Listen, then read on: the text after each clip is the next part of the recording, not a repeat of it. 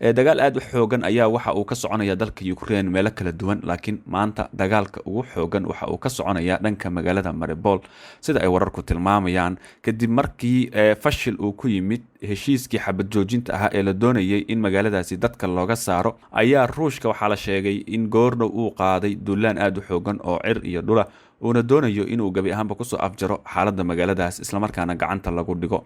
ciidamo Ukraine oo halkaasi ku sugan ayaa la sheegayaa inay iska caabin wadaan oo ay iska difaacayaan ciidamada Ruushka, waxaana la maqlayaa daryanka madaafiicda waaweyn. xaaladda guud ee magaalada aad ayaa looga deerinayaa, waa tan bini'aadanimo, iyadoo lasoo sheegayo in magaalada ay ka jirto koronto la'aan, biyo la'aan, cunto yari, sidoo kalena dadku qaarkood aanay haysanba gabaad ay ka galaan madaafiicda waaweyn ee dhinacyada ay isweydaarsanayaan. dowladda Ruushku waxa ay iyadu u ogolaatay dadka ku dhaqan magaalada Mariupol inay isaga baxaan weliba si nabad ah, oo waxa ay ka aqbashay dowladda Ukraine arrintaasi. hase ahaatee maamulka magaaladaasi ku sugan iyo dowladda Ukraine guud ahaanteedba ayaa la sheegay inay dadkii u diideen inay isaga baxaan magaalada. dowladda Ruushku midani waxa ay ku tilmaantay in la doonayo dadka in laga dhigto gabaad, laakiin ciidamadeeda ayay sheegtay inay xeelad u leeyihiin iyaga oo dadka rayidka ah aan beegsanayn inay cagta mariyaan cadowgooda.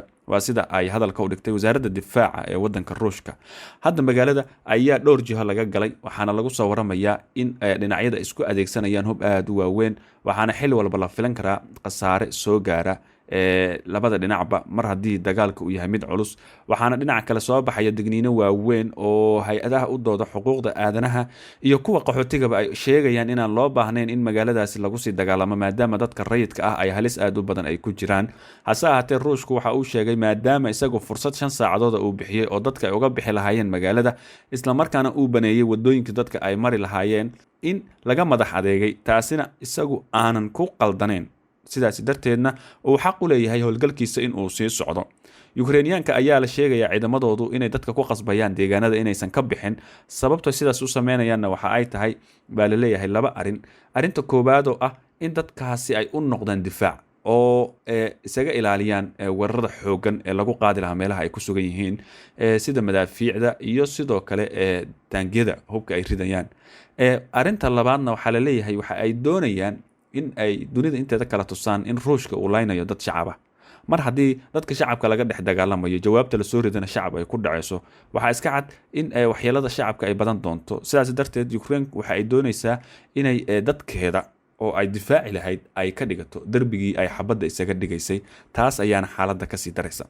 geesta kalena markii aynu eegno nidaamka maaliyadeed ee wadanka Ruushka xilligan waxaa soo wajahaya dhibaato kale oo khatara, kadib markii Mastercard iyo sidoo kale Visa ay ku dhawaaqeen inay joojinayaan howlihii ay ka hayeen wadankaas, taasoo ka dhigan in kaararka halkaasi laga isticmaalaya la joojin doono, islamarkaana reer Ruush ay waayi doonaan wax ay ku isticmaalaan adeegyadooda ama dhanka maaliyadda, xitaa bangiyadooda gudaha.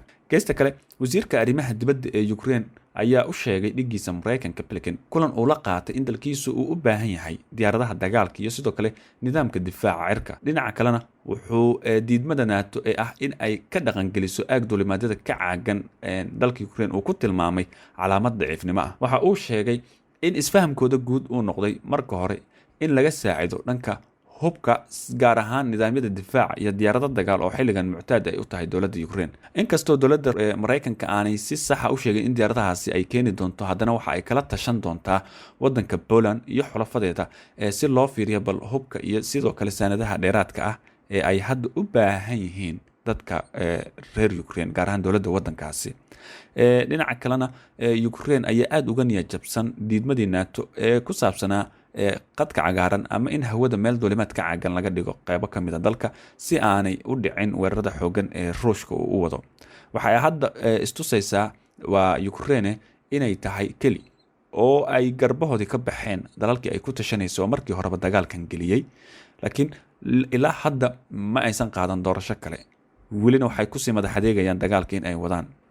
dhanka kalena hay-adda IMF waxa ay ka digaysaa in saameynta dhaqaale ee caalamiga ah ee khatarta ah ee dalka Ukraine ay noqon doonto dhammaan kuwa aad u xun haddii khilaafka uu sii xumaado, iyadoo la ogyahay markii dagaalka uu ka bilowday wadanka Ukraine in dunida dhaqaalaheeda isbedelo badan ay ku dhaceen, sidoo kalena cirka ay galeen qiimaha la kala siisto saliidda, ayaa hadda dalal badan waxaa soo gaaraya xaalad adag oo dhanka saliidda ah. tusaale kooban haddaan idin siiyo waddanka Turkiga magaalooyin waaweyn sida Ankara iyo Istanbul saliiddii ayaa laga waayay. Shalay iyo maalintii ka horeysay dadka ku nool waddankan Turkiga haddii ay yihiin ajnabi ama haddii ay yihiin muwaadiniinta waddankan waxaa lagu yaacay dhammaan suuqyadii dukaamadii waaweynaa ee laga adeeganayay ee saliidda lagu ogaa. hadda haddii aad tagto dukaan ka mid a waddanka Turkiga ma arkaysid saliidda wax lagu karsado ama saliidda Soomaalida ay u taqaan saliid caddeeda iyo saliido kaleba. sababtu waxa ay tahay goobta oo dhan waa laga waayay, dadkii ayaa qaatay oo ka wada xaalufiyey baqaaradii iyo dukaamadii. waxaana hadda Turkiga uu qarka u saaran yahay saliid la'aan haddii maalmaha soo aadan aanay wax kale isbedelin ama dowladda xal kale ay keenin ama keedka yaalla dowladdu aysan soo bixin. laakiin hadda ama xilligan aan kula hadlayo haddii aad Turkiga ku sugan tahay oo aad tagtid dukaan ku yaalla waddanka Turkiga kuma arkaysid saliid oo aad raashinka ku karsato. waayahay geesta kalena madaxweynaha Ruushka Vladimir Putin waxa uu uga digay Ukraine in qarannimadeeda ay halis ku jirto. waxa uu sheegay iska caabinta Ukraine ay sameynayso inay burburin doonto qarannimadeeda. waxa uu yiri haddii ay sii wadaan inay sameeyaan waxa ay hadda sameynayaan waxay su'aal gelinaysaa mustaqbalka dowladnimada Ukraine, oo haddii ay tani dhacdo waxay ku xirnaan doontaan damiirkooda ayuu hadalkiisa raaciyay Putin. waxa uu sidoo kale sheegay in dowladda Ruushka iyadu ay ka go'an tahay soo gabagabaynta howlgalkan, taas oo ka dhigan in ciidamadii ugu dambeeyey la soo gelin doono dagaalka oo aag walba dagaalka la isaga imaan doono. waxa uu sheegay in marnaba dowladdiisu aanay howlgalka joojin doonin ilaa danaha laga leeyahay ee laga gaarayo. dhinaca kalena warbaahinta caalamka ayaa aad waxay u qoraysaa madaxweynaha waddanka Ukraine oo ku dhaleeciyey NATO in ay iyagu fududeynayaanba duqeymaha Ruushka uu ka fulinayo gudaha waddankiisa. madaxweynaha Ukraine waxa weerar afka ah ku qaaday hogaamiyaasha NATO kuwaas oo diiday inay dalkaasi ka sameeyaan aag ka caagan duulimaadyada. khudbad kulul oo uu Zelensky jeediyey ayuu ku sheegay in cagajiidka reer galbeedka ay ka cagajiidayaan inay arrintan soo farageliyaan ay Ruushka siinayso ogolaanshiyaha ah inay sii socdaan duqeymaha lagu hayo tuulooyinka iyo magaalooyinka dalkiisa. NATO ayaa waxa ay ku dooday in haddii la sameeyo aag ka caagan duulimaadyada ay sababi karto in uu qarxo dagaal ay la galaan Moscow. madaxweynaha Ruushka Vladimir Putin ayaa sabtidii isna sheegay in tallaab kasta oo noocaasi loo arko ay noqon doonto ka qayb qaadashada colaad hub la isugu adeegsanayo oo uu ku dhawaaqay dalkii arrintaasi sameeyey. mar uu ka hadlayay cunaqabateynta ay reer galbeedka ku soo rogeen Ruushka ayuu hogaamiyaha Ruushka waxa uu sheegay in kuwaasi ay u dhigmaan dagaal lagu dhawaaqay oo kale. hase yeeshee waxa uu tilmaamay in weli heer kala doonaya aan la gaarin. dhankiisa khudbadda uu ka jeediyey magaalada Kiev Mr. Zelensky waxa uu ku sheegay in uusan ku raacsaneen in haddii NATO ay tallaabtaasi qaadaan in Ruushka uu arki karo in duulaan lagu soo qaaday. kelmado ay carag ka muuqata ayuu ku sheegay in doodaasi ay ka dhigan tahay aaminaadda dadka ay liidato isku kalsoonidooda iyo sidoo kale in labalabeynta reer galbeedka ay muujinayso cid kasta aanay si hoose u eegeen in halganka xorriyadda ay noqoto yoolka koowaad ee reer Yurub. dhammaan dadka dhiman doona laga bilaabo maanta waxay u dhiman doonaan sababtiina, daciifnimadiina iyo midnimo la'aantiina ayuu yiri madaxweynaha waddanka Ukraine oo u muuqda mid aad u careysan. haddaba maanta madaxweynaha Ukraine waxa uu ka shalaysan yahay dagaalkan uu kula jiro Ruushka sababtoo ah dalalkii uu ku tashanayay garbihiisa ayay ka baxeen. maanta uma taalo doorasho aan ahayn in uu la heshiiyo Ruushka isla markaana dalkiisa iyo dadkiisa u turo oo uusan eegin danaha reer galbeedka iyo Mareykanka.